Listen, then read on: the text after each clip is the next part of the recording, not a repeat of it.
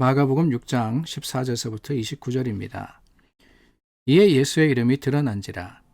헤롯 왕이 듣고 이르되 이는 세례 요한이 죽은 자 가운데서 살아났도다.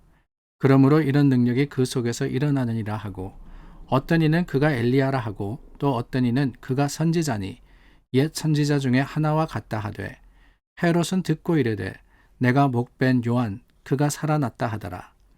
전에 헤롯이 자기가 동생 빌립의 아내 헤로디아에게 장가든 고로 이 여자를 위하여 사람을 보내어 요한을 잡아 옥에 가두었으니, 이는 요한이 헤롯에게 말하되 동생의 아내를 취한 것이 옳지 않다 하였음이라. 헤로디아가 요한을 원수로 여겨 죽이고자 하였으되 하지 못한 것은 헤롯이 요한을 의롭고 거룩한 사람으로 알고 두려워하여 보호하며 또 그의 말을 들을 때 크게 번민을 하면서도 달갑게 들음이러라. 마침 기회가 좋은 날이 왔으니 곧 헤롯이 자기 생일에 대신들과 천부장들과 갈릴리의 귀인들로 더불어 잔치할세 헤로디아의 딸이 친히 들어와 춤을 추어 헤롯과 그와 함께 앉은 자들을 기쁘게 한지라. 왕이 그 소녀에게 이르되 무엇이든지 내가 원하는 것을 내게 구하라. 내가 주리라 하고, 또 맹세하기를 무엇이든지 내가 내게 구하면 내 나라의 절반까지라도 주리라 하거늘, 그가 나가서 그 어머니에게 말하되 내가 무엇을 구하리이까? 그 어머니가 이르되 세례 요한의 머리를 구하라 하니, 그가 곧 왕에게 급히 들어가 구하여 이르되 세례 요한의 머리를 소반에 얹어 곧 내게 주기를 원하옵나이다 하니, 왕이 심히 근심하나 자기가 맹세한 것과 그 앉은 자들로 인하여 그를 거절할 수 없는지라. 왕이 곧 시위병 하나를 보내어 요한의 머리를 가져오라 명하니, 그 사람이 나가 옥에서 요한을 목베어 그 머리를 소반에 얹어다가 소녀에게 주니, 소녀가 이것을 그 어머니에게 주니라. 요한의 제자들이 듣고 와서 시체를 가져다가 장사하니라. 오늘 저희가 나눈 본문에는 세례 요한의 죽음에 대해서 기록을 하고 있습니다. 그런데 여러분, 오늘 이 말씀, 헤롯이 예수님에 대해서 듣고는 세례 요한이 살아난 거다라고 했던 그런 이야기에서 시작을 합니다. 그리고는 이 세례 요한의 죽음의 정황에 대해서 말씀을 하시는데, 여러분 전체적인 플로우를 한번 보시면 좋겠다라는 생각이 들었어요. 뭐냐, 6장 그 세례 요한의 죽음 앞의 이야기와 그리고 뒤의 이야기 말입니다. 먼저는 세례 요한의 죽음, 오늘 본문 앞에 저희가 어제 말씀 나누면서 스킵한 내용이 있는데, 그게 뭐냐면은 12제자를 예수님이 보내시는 이 파송하시는 이야기가 기록이 되어 있습니다. 둘씩 모든 촌에 보내시는데 7절 말씀에 보니까 더러운 귀신을 제어하는 권능을 주셨다라고 했고요. 12절 말씀에는 제자들이 나가서 회개하고 전파하고 많은 귀신들을 쫓아내며 병자들을 고쳤다라는 기록이 있습니다.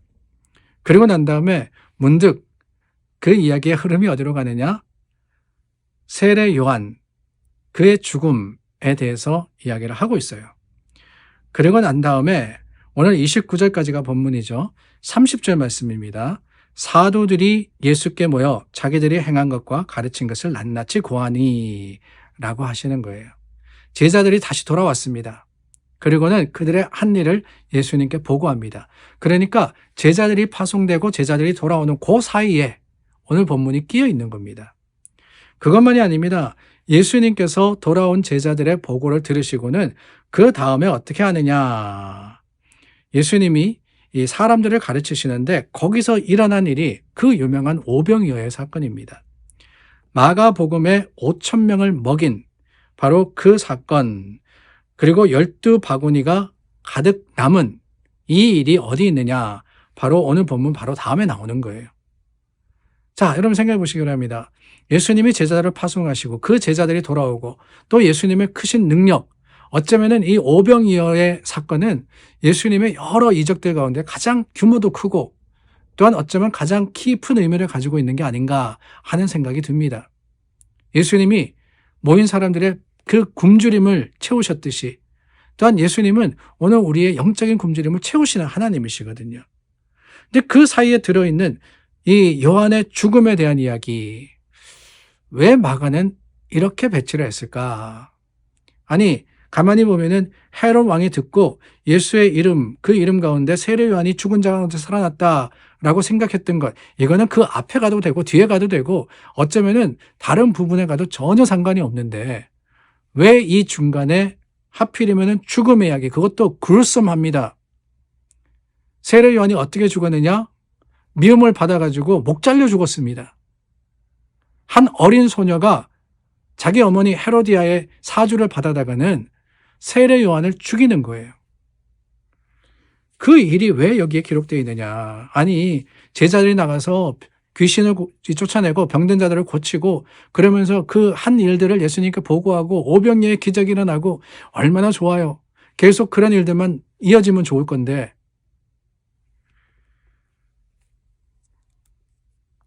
저는 그 이유가 다름이 아니라 복음 전파에는 대가가 있기 때문이 아닌가 하는 생각이 듭니다. 제자들이 나가서 큰 능력을 발휘했습니다. 그 일들로 너무나도 기뻐서 예수님께 보고했습니다.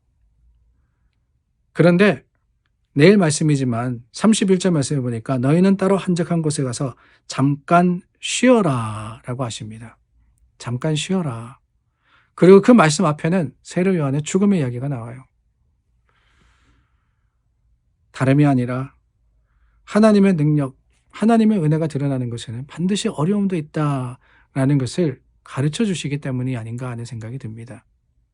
더 나아가서는 우리가 하나님의 능력으로서 주님의 이름으로서 무언가를 할 때 거기에는 반드시 희생과 대가가 있어야 된다라는 것을 일러주시는 것이 아닐까요?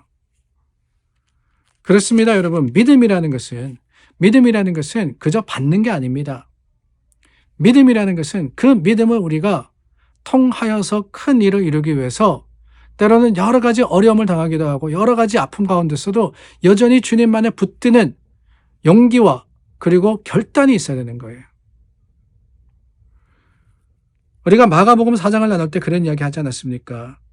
예수님이 바다 건너편으로 가자, 거라사인의 지방으로 가자 그랬어요. 근데 예수님이 함께 하셨음에도 불구하고 그 제자들이 탄 배에 광풍이 몰려왔습니다. 예수님이 계시다 그래가지고 어려움을 당하지 않은 게 아니라는 거예요.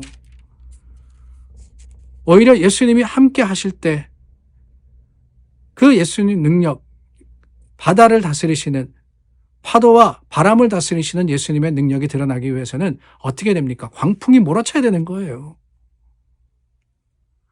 귀신을 쫓아내고 병을 고치는 놀라운 은혜. 귀신 들린 사람이 있어야 되고 병든 사람이 있어야 되지 않겠어요?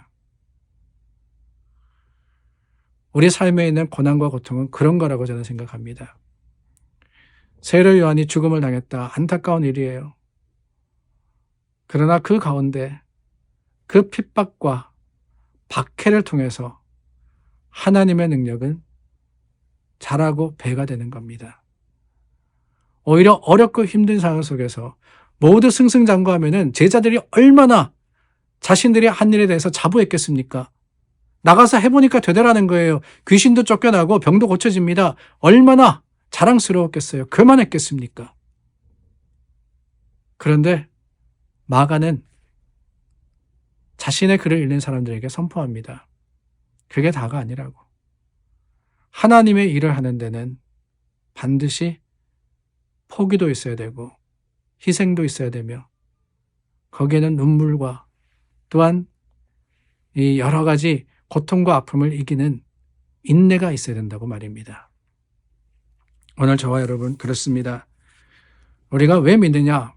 잘 되기 위해서 믿습니다. 그런데 세상 속에서 잘 되는 게 아니고요. 우리 영혼이 잘 되기 위해서 믿는 거예요. 우리 영혼이 잘됨, 그 잘됨이라는 것은 저는 그렇게 생각합니다. 평안한 게 아니에요. 아무 문제가 없는 게 아닙니다. 어렵고 힘들지라도 우리 가운데 주님 주시는 평강이, 샬롬이 굳게 자리 잡고 늘 소망하고 늘 주님만을 의지하게 하는 것, 그게 바로 주님 주신 능력입니다. 오늘 저와 여러분 삶의 어떤 상황 가운데서도 여전히 하나님을 바라고 하나님의 하시는 일을 기대하는 지혜로운 자들이 될 수 있기를 바랍니다. 기도하겠습니다. 참 좋으신 하나님, 우리 신앙의 삶에 여러 가지 어려움이 있을 때 깨닫기를 원합니다. 그것이 주님의 주시는 은혜이자 또한 하나님을 더욱더 붙들 수 있는 기회라는 것을 오늘 주님 앞에 더욱더 가까이 갑니다. 하나님 우리와 함께 하여 주시옵소서. 예수 그리스도 이름으로 기도드립니다. 아멘. 우리 함께 기도합니다. 내일은 사순절 둘째 주일입니다. 우리 기도 가운데 주님을 더 가까이 하는 오늘 하루가 될 수 있기를 바랍니다.